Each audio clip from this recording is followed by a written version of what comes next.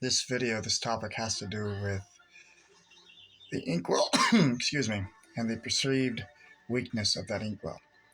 Now, of course, some of us inkwells are unfortunately physically or mentally weak.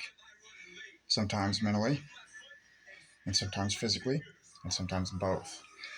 However, when the inkwell is physically strong, mentally strong, because you have to be mentally strong to accept life as it is and tolerate people. Now, of course, there are people far worse off in comparison to my situation. I mean, I would rather be my height than 5'2" and have a weak bone frame or be balding. So, of course, some people have it far off worse than other people. But even the 5'2" inkwell, who has no hair, weak bone frame, who is not physically strong, they have to be even more mentally strong because they will be pushed around more than somebody like myself.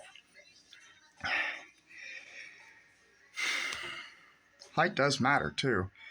It gives off a form of intimidation. So the shorter you are, the worse it is off for you. Now, for me, I am an inkwell, but I'm not an inkwell that can be pushed around easily. And people hate inkwells. It's in their nature. But people hate an inkwell that can't be pushed around even more. They hate them naturally. And then you give them ammunition to hate you more because you don't tolerate their crap. And you can't be pushed around. The inkwell who is physically and mentally strong, that's somebody who rubs women the wrong way even more, and people in general. Certain sayings, how can someone be so strong yet look so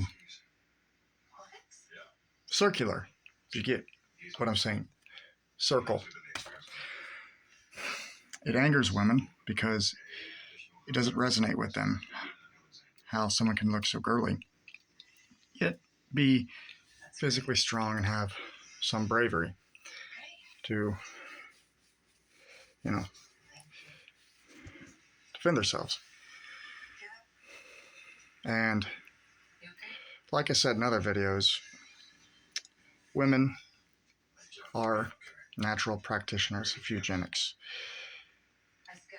Women, even in nature, in every species, or almost every species, has reproduced more than the male of that species. And when women see a guy who is below average looking, considered a goblin looking dude, or just feminine looking, they want that dude castrated even more. Their hatred for that dude only increases because he may look ugly or feminine. But if he's strong physically and mentally,